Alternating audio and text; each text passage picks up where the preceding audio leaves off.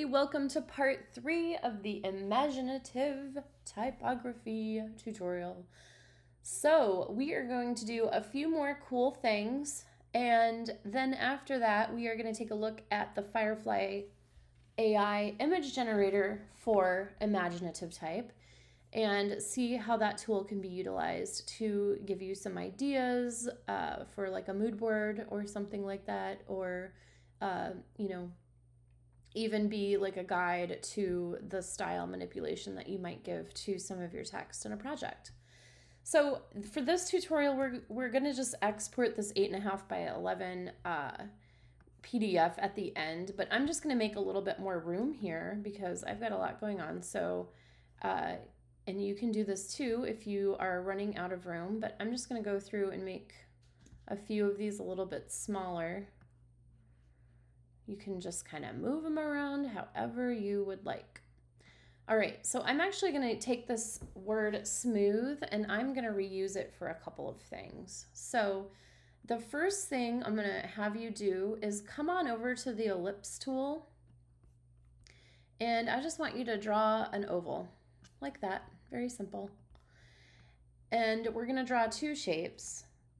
That's the first one. The second one, I'm going to have you grab your pencil tool, and that is buried on this menu under the shaper tool.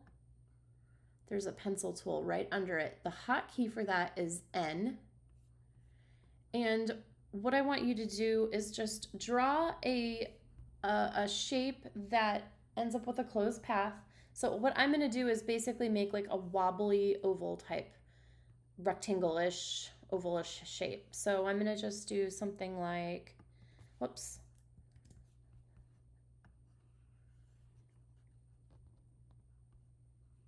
Something like that. And if you kind of hover over the end, you'll see that circle pop up. You let go, it's going to be a full path. Okay, so what I'm going to do now is I'm going to, first of all, let's see. I want to give this a fill to it so that I can see where it is. So I'm going to go to the properties panel and we'll just make it yellow for now. So I'm going to take smooth and I'm actually going to make a copy of it.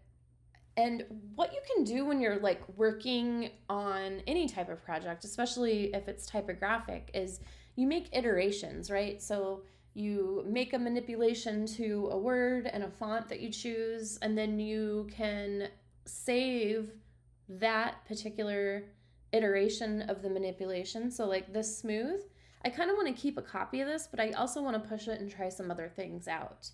So if you hold down your Option key and drag, you're going to see that double arrow pop up. Here, I'll just do it again. So I've got it selected, holding Option key down, double arrow. That means it's going to duplicate that word for me. So then you can play around with some different types of things just by duplicating and duplicating and duplicating, and then you can save all the different types of things that you did. So the first one here, you're going to select the word smooth, and then you're going to shift select the oval. And what we're going to do is we're going to take this word and we're going to smash it into the shape of this oval, which is really, really helpful for typographic projects, especially if they have like a hand-drawn kind of look, or they're, I guess rounder or whatever. So we're going to go to Object, Path, and then we're going to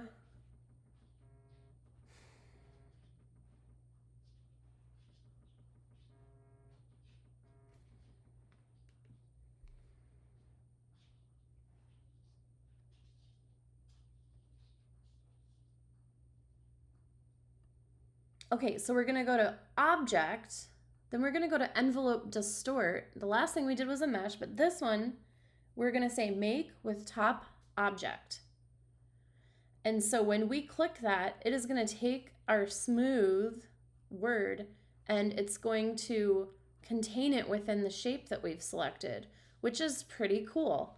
So let's go ahead and do it with this other shape that's a little bit crazier. So I'm going to select smooth, shift select the other shape. We're going to go to object and envelope distort, make with top object. Oh, that one doesn't work out so well, right? It's really hard to read. So I wonder if I just take this. You can manipulate it. You can manipulate the outer path, which is kind of nice to know. But I think this shape is actually, it's too crazy. It's too hard to read. I guess what I could do is I could come in. Let me see if it will let me smooth out the path. No, it won't. That's okay. So this is why you would want to, keep duplicating a word and trying out different things with it and see what works, what's going to get you the results that you're looking for with that particular word. Okay, so the last thing that we're going to look at in terms of the object manipulation menu is intertwine, and intertwine is super, super fun and super, super cool. All right, so I'm going to channel, I don't know why I'm feeling a Journey lyric today. That's a band from the 70s if you've never heard of them. They're pretty they're very nostalgic, I guess, and they're funny because their songs are really dramatic. But anyway, so I am going to type "Don't Stop," and I am going to pick a new font for that. So I'm going to go ahead and bring this box out a little bit. And I am going to pick, I don't know what kind of font I'm going to pick. Let's see. That's always what I say, isn't it? Let's just clear all.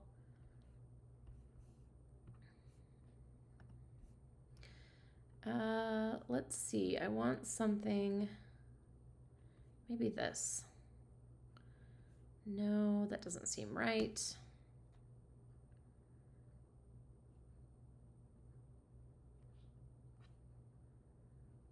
I want it to be something that's blocky. Oh, maybe this one. This could be good. Okay. So I'm going to choose that font. I'm going to go ahead and bring this in. I'm going to grab this and I'm just going to duplicate.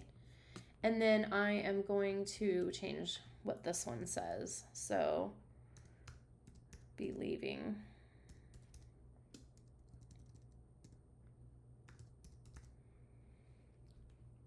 Don't stop believing. Exclamation point. Perfect. Okay, so I am going to change the color of both of these because it's going to be important for what we're doing. So I'm going to pop over to libraries here and let's see, what is a color scheme that pops out to me? Something dramatic.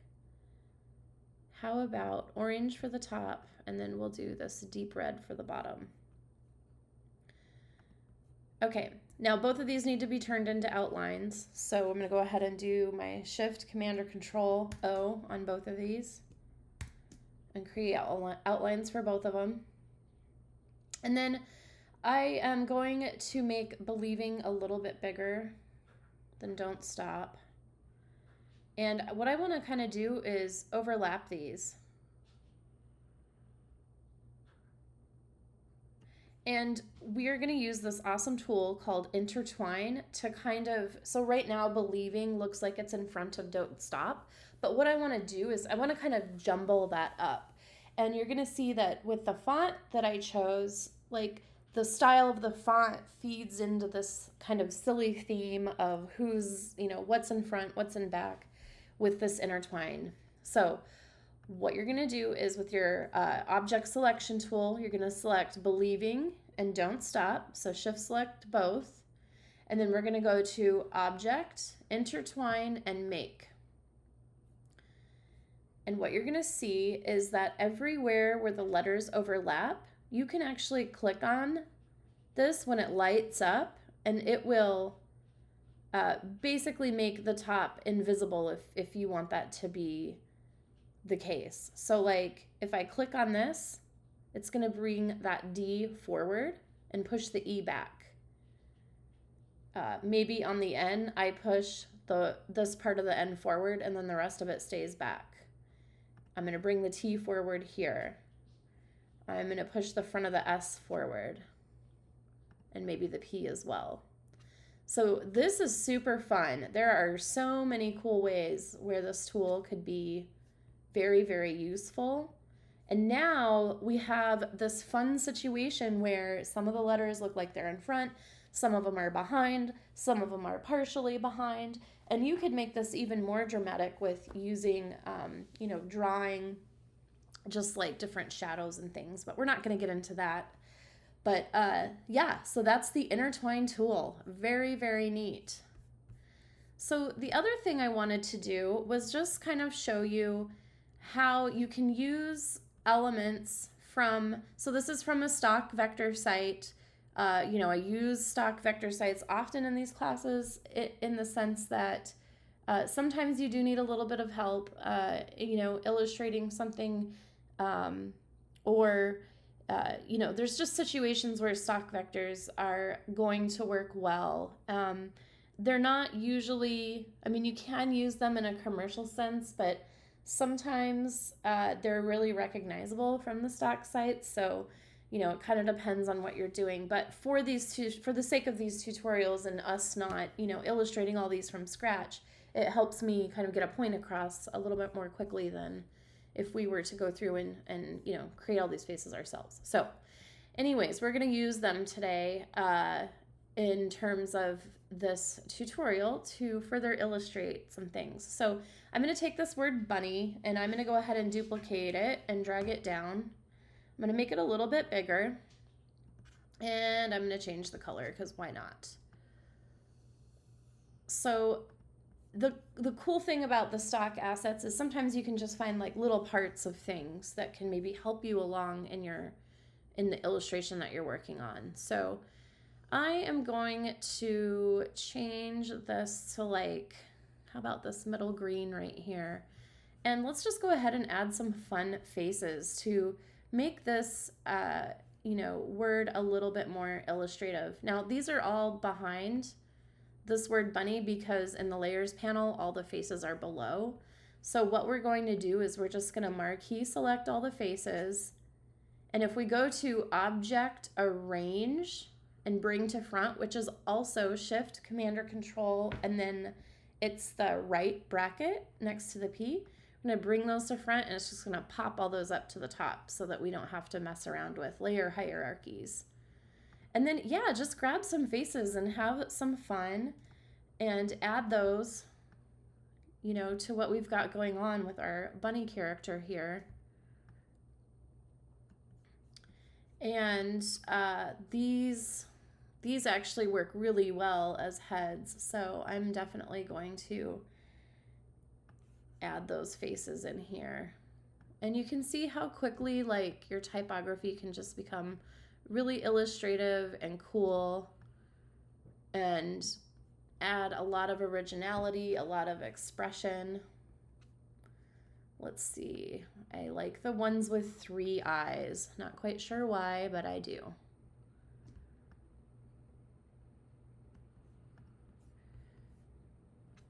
And I think the Y is sad, and it's because it's on the end and it has a tail. And it's just kind of bummed. So we're going to add this face to the Y. And I think actually what I would like to do is drag this B down a little bit so that this is more of a chin.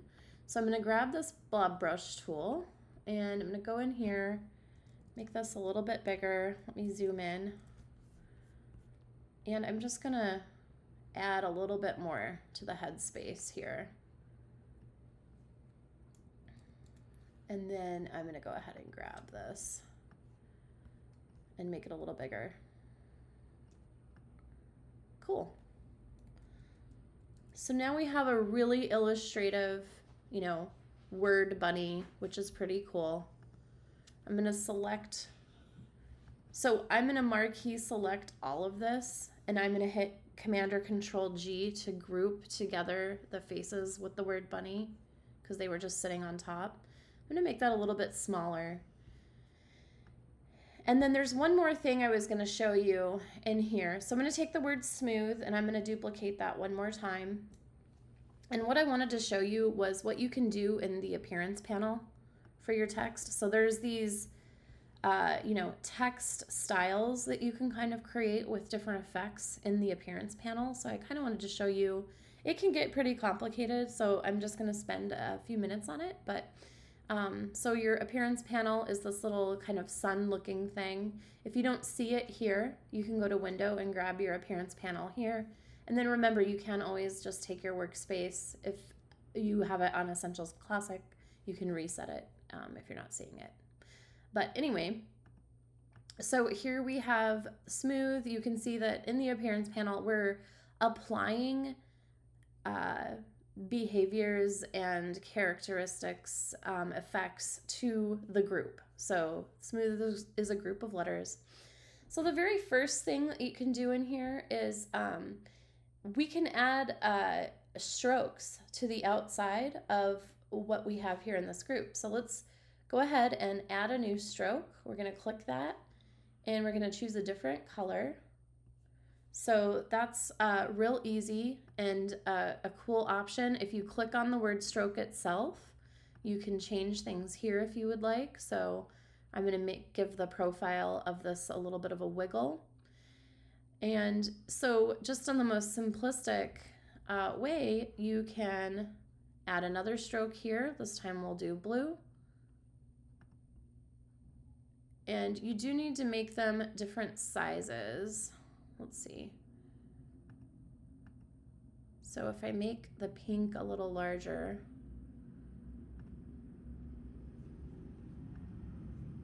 now I've got this kind of cool effect.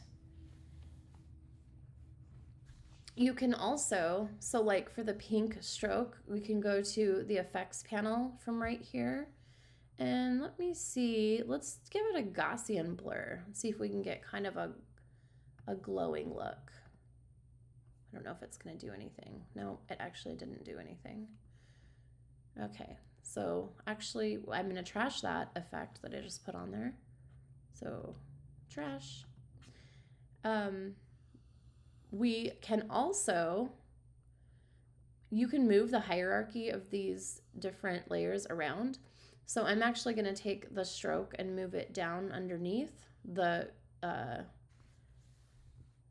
group, which is right here. So one thing we can do is kind of offset it, and that is what's going on in this text right here. If you wanted to create an effect like that. So if I go to effects and transform, I can transform this, but I'm seeing right now that this document is set in inches and I actually wish that it was in pixels. Generally, I like it to be in pixels, so we can change that really easily because I want to be able to manipulate from this panel by pixels. So if I go to File, Document Setup, you can change your units from inches to pixels to points to whatever you want, just FYI. It's really easy to do. So if I go there and then I come back into this transform panel, you can see that I can move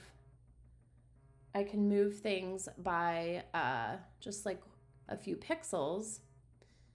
And let's see what that does. So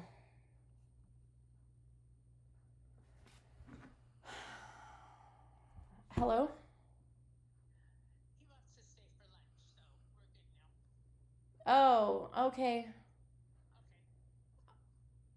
So I will let you know when after lunch. Okay, well, I'm in the middle of the video, so it's so funny because I've gotten like 5 phone calls. I'm not even kidding during record. Yes, it always happens. I gotta edit it all out. So, um, okay, well, Later. when do you want? So, do you want me to just come in like a half an hour or? No, just let's give it a good hour or more. Oh, okay. All right. Okay. Sounds good. Okay. Okay, bye. Bye.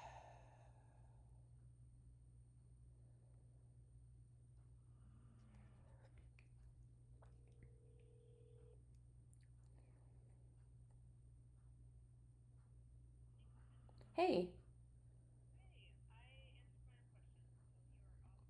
Oh, okay. Sounds good. Yay. Unless you have anything for me. I do not. Nope. I'll be in on Monday. That's all I got. So, Sounds good. okay. See you Monday. See you then. Have a good weekend. Yes, you too. All right. Bye.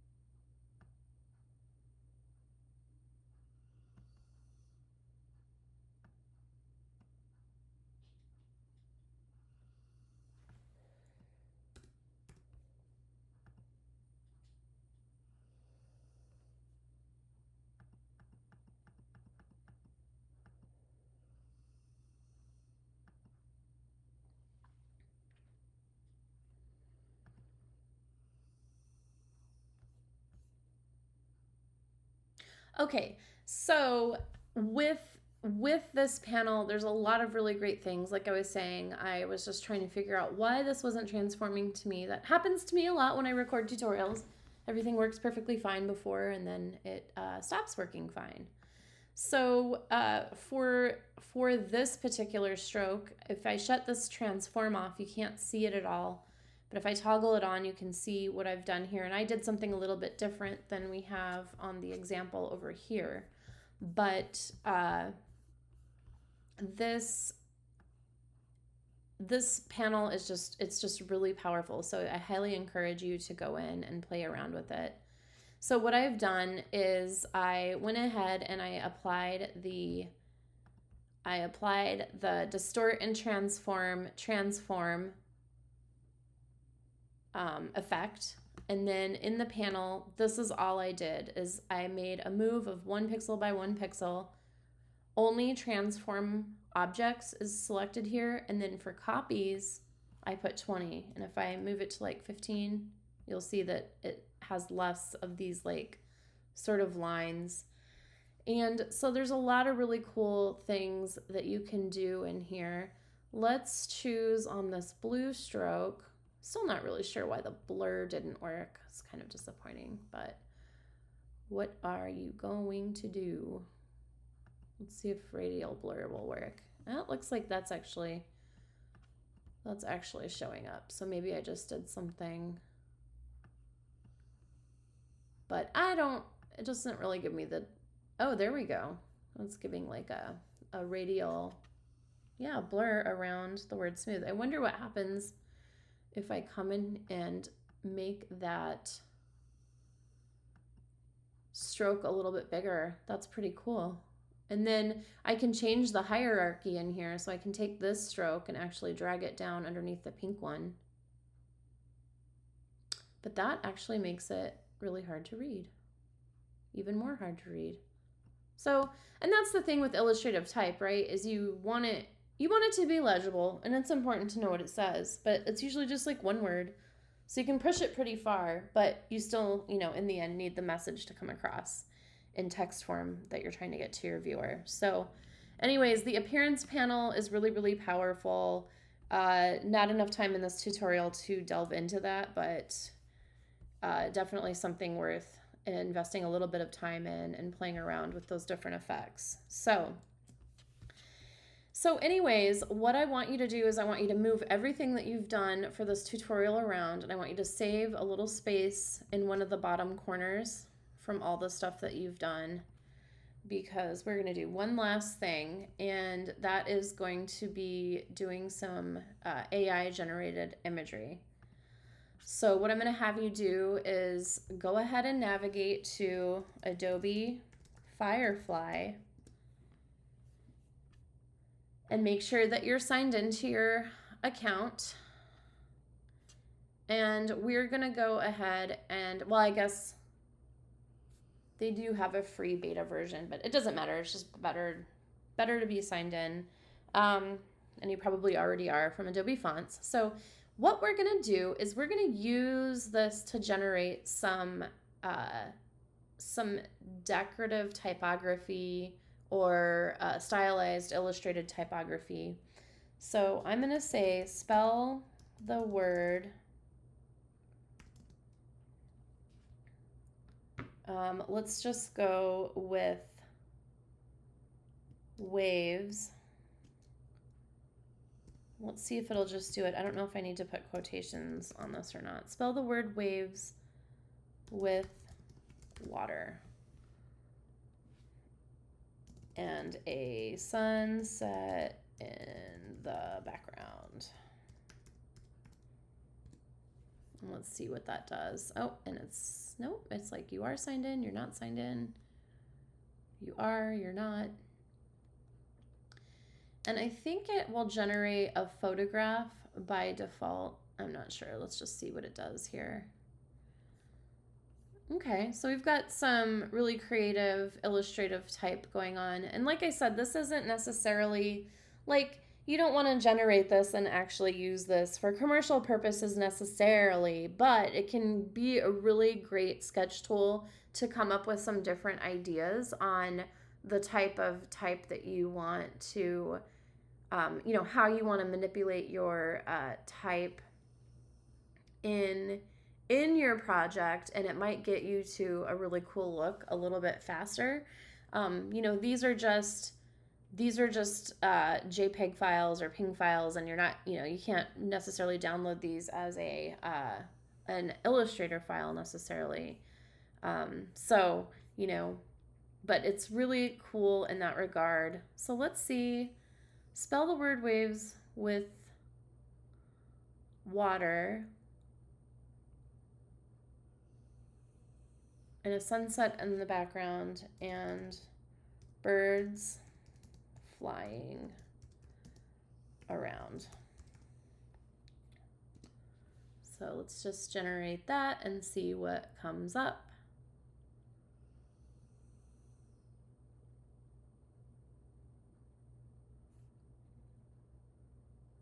And this is funny because like it doesn't always spell the word right,